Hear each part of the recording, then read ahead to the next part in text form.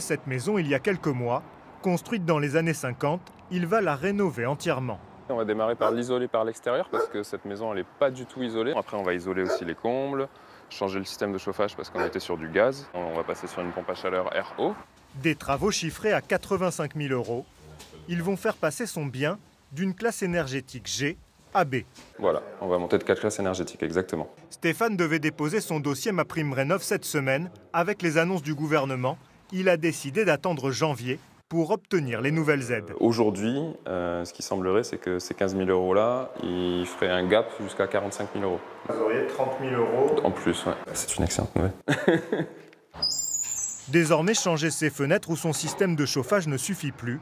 Pour bénéficier de l'aide du gouvernement, il faut faire une rénovation globale et gagner au moins 2 classes énergétiques. La prime sera variable en fonction des revenus et pourra atteindre jusqu'à 70 000 € pour les ménages les plus modestes. Donc là, on est sur un chantier de rénovation globale. Ici, la rénovation est quasiment terminée. La propriétaire a touché plus de 15 000 €. La cliente a été déjà bien accompagnée, mais si on était en 2024, elle aurait eu quasiment le double d'aide. L'ambition du gouvernement, rénover 200 000 logements en 2024, contre seulement 65 000 l'an dernier.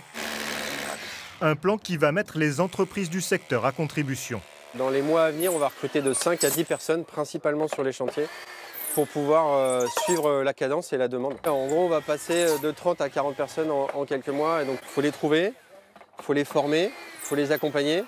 Donc, il y a un gros challenge pour toutes les entreprises du bâtiment qui font des rénovations globales.